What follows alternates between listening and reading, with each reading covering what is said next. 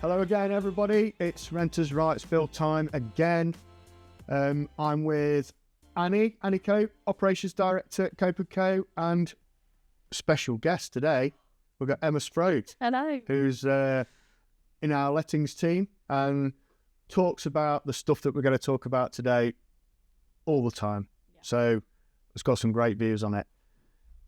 So as usual, we're going to play a video that I've already recorded. This one's about sort of discrimination in general, and it's to do with discriminating against tenants that want pets, and also discrimination against sort of tenants on benefits or with children, and how the whole application process goes. So we're going to watch the video and we'll talk about that after. If you've already watched the video, please feel free, forward until we start talking. Thank you. Now we're going to start off with pets. Now, rules on pets will change to give tenants strengthened rights to request a pet in the property. The landlord must consider every request and cannot reasonably refuse a request. Now, the purpose of these new rules is to try and strike a balance between a tenant's desire to keep pets and a landlord's concerns about property management, maintenance, and obviously potential damage. So any request must be made in writing and include as much detail as possible about the pet. Now, landlords are required to respond to requests within 28 days. If further information about the pet is needed, landlords can ask for it within the same time frame. Now, once the necessary details have been provided, the landlord has an additional 7 days to make a final decision. The bill also outlines reasonable grounds for landlords to refuse a request. Refusal cannot be arbitrary and must be based on specific concerns as to whether, for example, the property is suitable for the type of pet in question, or if there are restrictions in any superior lease that the landlord has. Now, to protect the property, landlords are allowed to require tenants to obtain pet insurance, or alternatively, reimburse the landlord for reasonable insurance costs for the landlord taking out their own pet insurance to cover potential damages caused by the pet. Now, tenants who are granted permission to keep a pet are responsible for ensuring it does not cause, obviously, damage beyond the normal wear and tear as per a normal tenancy agreement. They must obviously also stick to any reasonable conditions set out by the landlord for keeping the pet at the property. If a tenant feels that the request has been unreasonably refused, they have the option to challenge the decision through the new private rented sector ombudsman, which I've already talked about, which has been introduced to resolve disputes between landlords and tenants, and this one obviously fits the bill.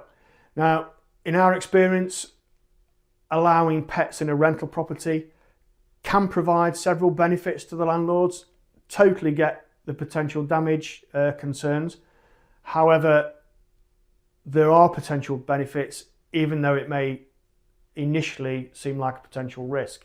In some markets, landlords can charge higher rent for pet-friendly properties due to limited availability of such accommodation. And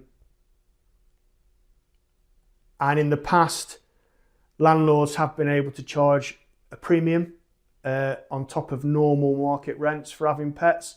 However, I've already talked about the new laws coming in regarding rental bidding and advertised rents and not accepting rents over an advertised amount. So I'm pretty sure that that's not going to be accepted moving forward. And I really don't know at this point how it would work practically. Any further information and I'll let you know. We do know that tenants with pets tend to stay in pet-friendly properties for longer periods. They may be less inclined to relocate once they've found accommodation that allows a pet. And pet ownership often, not always, often correlates with stability and responsibility, etc.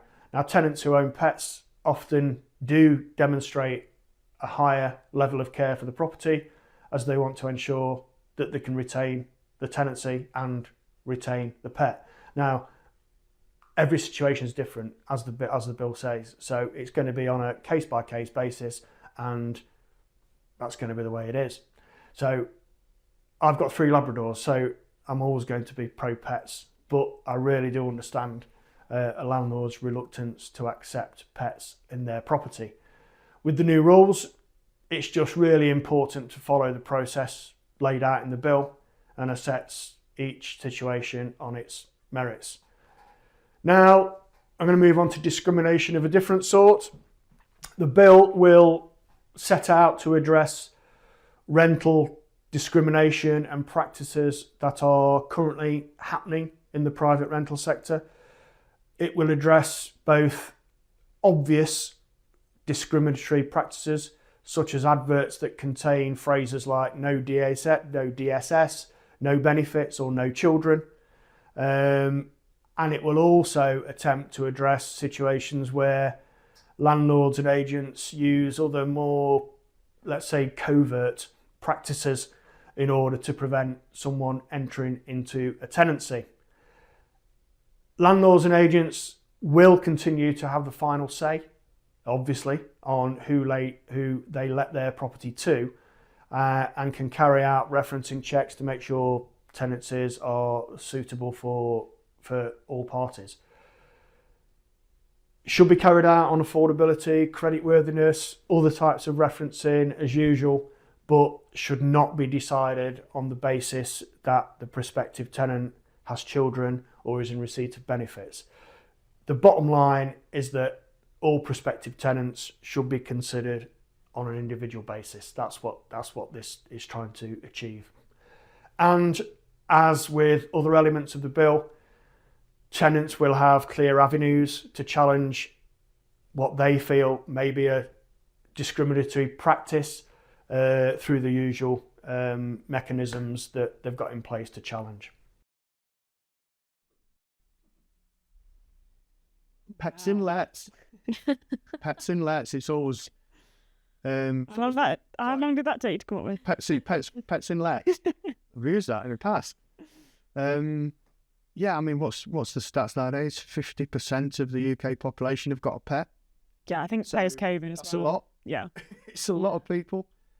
I get what they're trying to do. You know, pets can be great in so many different ways. So obviously the government have recognised this, and they're trying to obviously give tenants the benefit of having a pet. I mean, what do we think? What do we think now? What's the attitude towards pets in lets as far as we go? I think it just depends on how, a person's going to take care of someone's property. If someone's going to you can have 3 dogs and a cat, but as long as you're going to keep the property in a good condition, it doesn't matter. You can have the whole zoo in there, but you could also have 1 dog and it ruins the whole property. I think it just depends on what people's standpoint is of respecting somebody else's property, basically. In terms of sort of numbers, where do we sort of sit with people asking for if the landlord will accept pets, and conversely, what's the stance on actually landlords accepting pets? I definitely think when we remarket a property, we explicitly ask the question, because it makes it easier, obviously, for us to work through the inquiries, and the team know where they're at in terms of that landlord's personal standpoint. So I definitely think at that point, you're looking at the majority of landlords still say no. Or they'll say, yeah, okay, 1 cat but no dogs, or 1 dog but no cats, whatever their personal preference is.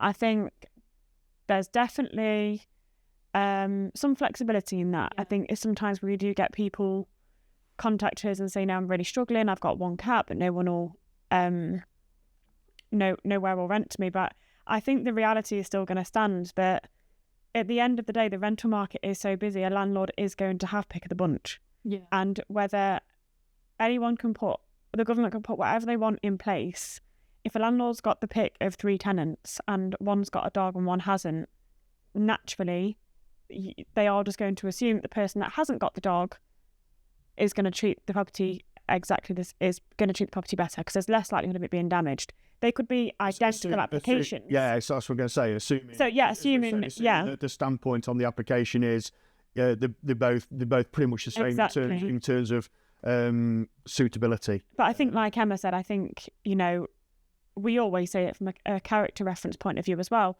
You can move whoever you want into the property. They can be a doctor, or they can work at a supermarket. They can do whatever job they choose to do.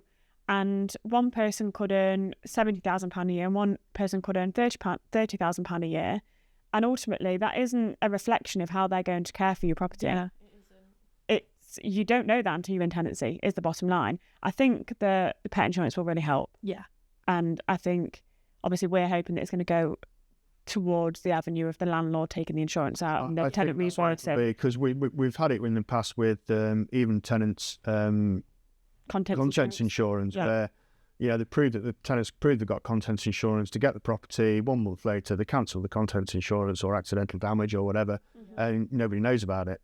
So I think landlords are pretty much worried about the same scenario, that the tenants prove that they've got, and then they'll just cancel the pet insurance. Where on the other side of that, if the landlord is in control of the insurance and can recharge a reasonable amount, which is normally separated on the policy, then it becomes a little bit more tenable. It shows a commitment as well. I think if you're willing to obviously pay a premium to have the pet insurance, you're ensuring that you're going to do your utmost to make sure that nothing happens and they're not going to need to use it, or if they do, then you're prepared to pay that so that they're covered it should anything happen. Whereas I think if people aren't willing to do that, they might be worried that there's a bit of a red flag. Yeah, a bit of a red flag, and something is going to happen, basically. Yeah, and I think you're going to get situations where tenants apply for a property and possibly say they haven't got a pet. Well, then, we get that now. Let's be honest. They have to move in. That's what I was going to say. I do think for a pet that they've actually already got. So it's you can't say, right, prove you haven't got a pet. You can't. There is that element now. I think a lot of people won't own up to having a pet, and then we get it quite a lot where they say, "We'll rehome it," and ultimately, sorry to everyone that does this, but we know you're not going to rehome it, and the landlord knows that you're not going to rehome it. Let's be honest. But then you aren't allowing that kind of open negotiation, that truthful negotiation to take place, because tenants, if you struggle, if you get saved to Section 21 because your landlord's looking to sell now, and you've got 2 dogs and you can't find anywhere, what are you going to start doing? Telling people you've not got any pets. Yeah, that's just how else are you going to get a property? And that's just the reality of it. So I do think it'll be good for that landlord and tenant relationship to keep that a bit more transparent. Yeah, I think it is really important. I know. We've had stories in the past where we've turned up to an inspection, a periodic inspection, 10 minutes before, and the 2 cats are being put into little boxes into the boot of the car. It drives off. We do the inspection. We've tidied up all sort of evidence of a cat, and the inspector gets back in the car and thinks, I'll just wait 10 minutes, and then lo and behold, the drive back up with the two cats again. But practically it's really hard. But I think it's important that both tenants and landlords follow the process that's going to come into play, because you've got to build that trust. A lot of the Renters' Rights Bill is going to be about building trust relationships with landlords and tenants. And this is just another element of it. I think as an agent we don't encourage it, because ultimately, although we manage properties on landlords' behalf, it's not our asset, so it's your choice. We as a company, I think, generally are very much pet lovers, so naturally, obviously you do head in that direction. But I think the concern that we've kind of all discussed, and also probably the concern from more of a social standpoint, we ask a lot of questions now. So someone says they've got a cat, we will ask, is it indoor, outdoor? Or if they've got a dog, we'll ask, is it crate trained? How often is it left on its own? Because if you've got two people moving into a property and they both work full time and they've got a dog, there's then that aspect of, well, how often is that dog left on its own? How many hours is it left on its own? Yeah, and some people That's a concern. But Yeah. you're down to the thing that a lot of this bill covers. It's down to selection criteria in terms of how landlords are going to change the way that they select the tenants that move into the properties. And those sort of questions are actually really pertinent. Well, we've been doing that for years, and the main reason is because that if you've ever had a pet, you know that, especially with obviously dogs, the damage usually occurs when they get stressed, anxious, or been left on their own for too long. So we ask, and we have had a lot of mindset switches with landlords over recent years. I don't think it's a bad thing to encourage, to be completely honest. I think the pet insurance being in place is really helpful. But again, with leaseholds and things like that, if you've got someone coming to bond into your property with 2 German Shepherds moving into a 2-bed flat, it doesn't, that morally, to me personally, that doesn't seem right. No, I think that would be a reasonable reason to say no. It's suitability. So, all right, when we say pets, we assume cats and dogs.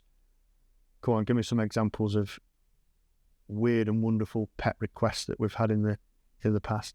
We have had some great ones. I'm hoping that if you are a tenant and this is your pet, just know that we really enjoy it in the office when we go through this, because we do ask for names of pets on our application form. Because sometimes people do send pictures. Yeah. What's your favourite one?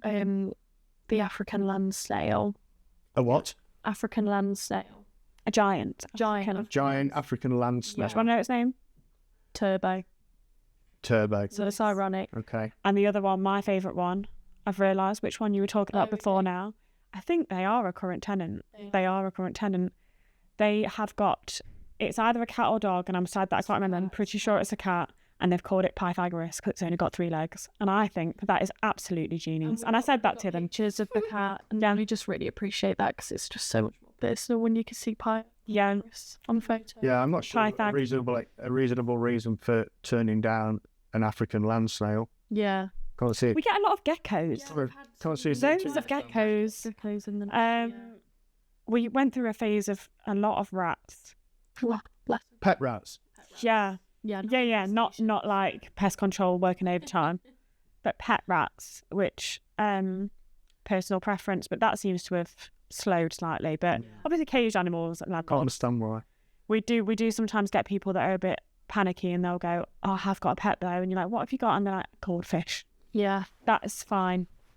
Okay, I think that's it on pets. Yeah, I think the golden rule is follow the process. Be reasonable, build that trust up between landlord and tenant, and just be open, because if you start, if there's a bit of sort of underhand stuff going on, it messes up the relationship before you even start. Yeah. So transparency, I think, is the key. So I would just say, if you see no pets on an advert, don't feel like you can't ask, because obviously I don't know how it's going to change in regards to advertising with no pets, but currently, as it can currently say no pets, always try it, because you don't know if it's going to get accepted.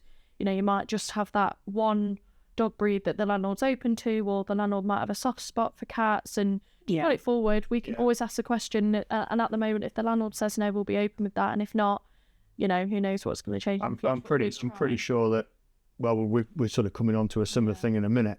I'm pretty sure no pets on an advert won't be allowed. Yeah. So that moves us nicely on to sort of tenant discrimination. No DSS, no benefits, no children. Those adverts aren't allowed.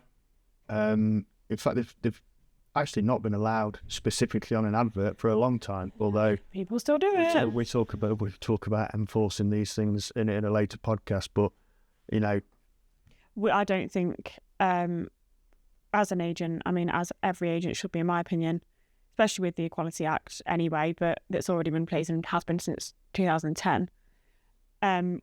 We have never discriminated against people with benefits. Again, we ask the pertinent questions. Is there a reason as to why?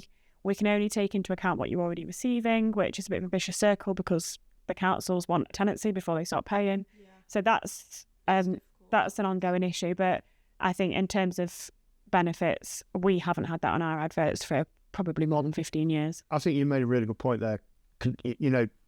you say benefits as a word, and it conjures up this stereotype type tenant, Exactly. and it's not always the case. No. Absolutely not always the case, because there's tons of different kinds of benefits. You get disability, you can get carers allowance. Absolutely. You can get. I've spoken to applicants before who their DBS checks just expired. They're waiting for a new job, so they've got benefits to tie them over.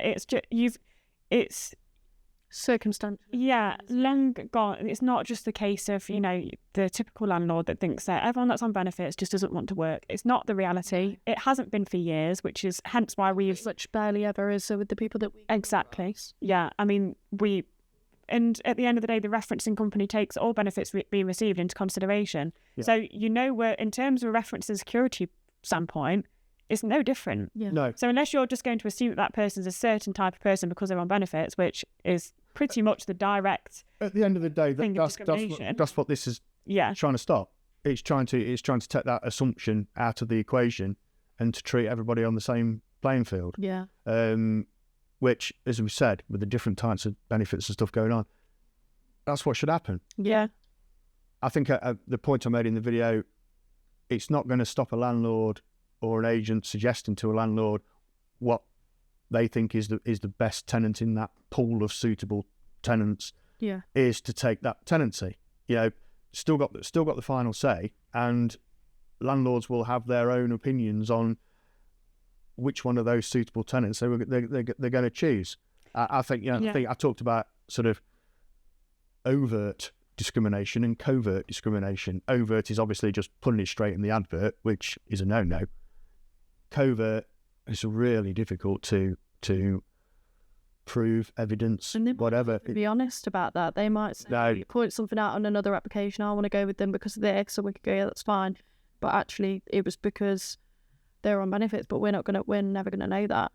But yeah, just depends on what the landlord's standpoint is on it. I think it's the same concept, just being open. Yeah. We do get some people who we will ask, what's the reason that you're in receipt of benefits, and they point blank refuse to tell us. Yeah. And the bottom line of that is that landlord is not going to accept you because they don't know why. Yeah. So, and obviously we have to double check with specialist equipment and things like that, but there's no issue. There's no issue. No it's the reality. It's the same concept of being asked, how long is your dog left on its own? Because it's building a picture for that landlord of the application they're choosing. It's information to encourage that openness. Criteria, exactly. Encourage that openness. We actually don't get it as often now why people don't want to tell us. Yeah. We always ask that reason. But again, we've been doing that best practice for probably over 5-10 years, where we've been asking for the reason for benefits. What about the children thing? Children, we don't. We do put that in adverts at the moment because it's purposefully for... I wouldn't want to waste anyone's time. Yeah. We don't often get that. It's rarely a thing. I think it's more... It's not that the landlords don't want children, it's just that the property might physically not be suitable. So in terms of if it's a furnished property, for example, and they are not willing to remove a double bed, and they've got a 2-year-old and they can't fit a cot anywhere else, it's like it might not be the most suitable, but there's certainly ways around it, and it depends what the tenant's willing to do. They might, be happy to have the cot in their room if there's the room to do so, and if the landlord's happy with that, then that's what it is. We'll always try our hardest to make it suitable, but then we would probably recommend a different property.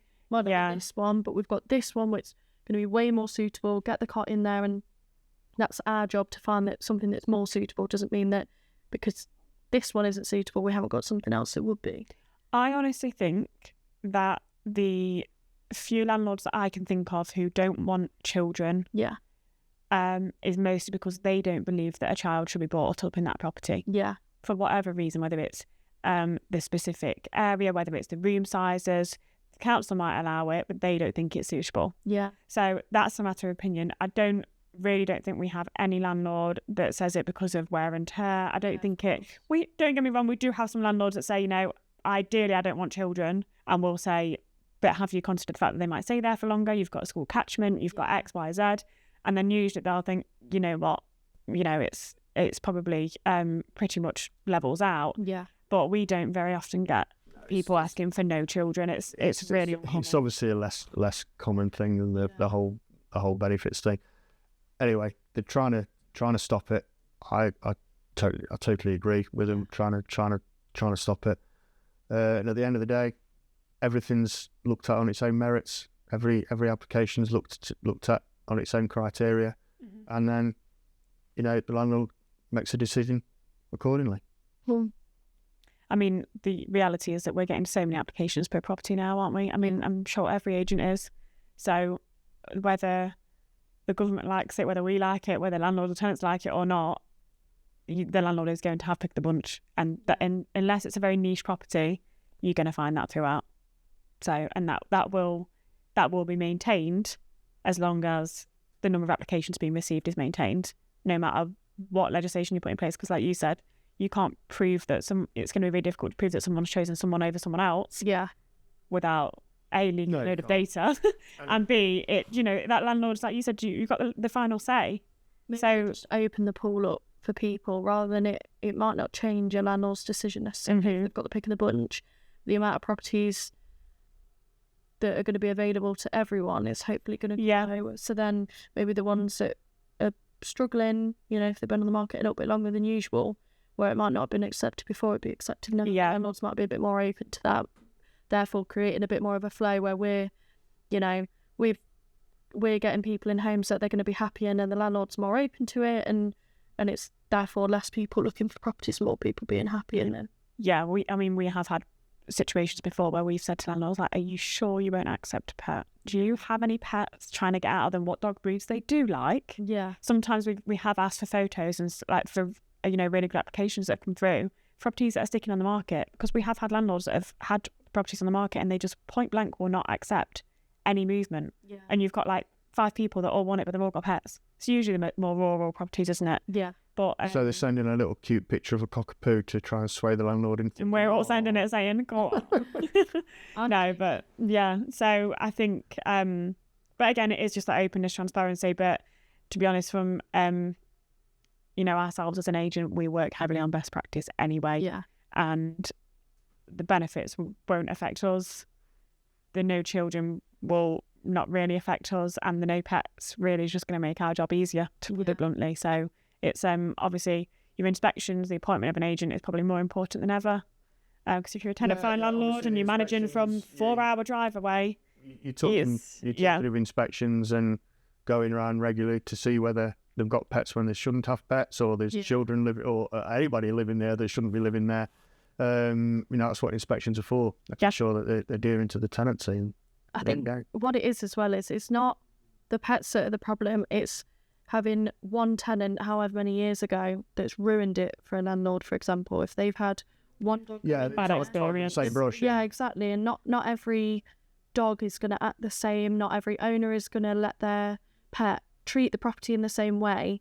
So then it's hard where if a landlord has unfortunately had it where a property has been ruined or anything like that, they're then obviously going to have the mindset, I'm not doing that again, which is completely understandable. But, not every pet is going to be like that. Hopefully the insurance will help with that. Yeah, exactly. Alleviate that concern a bit. The trust can then heighten. Yeah. Definitely. We'll see how it works, because we've got another podcast. It's all about, advertised rents. I sort of alluded to it there, where you can, in the past, you've asked for a premium, an extra 20 quid a month to have a dog, which has been allowable in the past. That's going to stop, because advertised rents, you can't take any more than the advertised rent. Again, we'll talk about that in more detail. So it's a little bit of a two-way street with the pets, I think, about how it's going to pan out, but we'll have to wait and see. Well, yeah, thank you for watching again. Thanks to Annie and Emma, and we'll be back again for another podcast about the Renters' Rights Bill soon. See you then. Bye.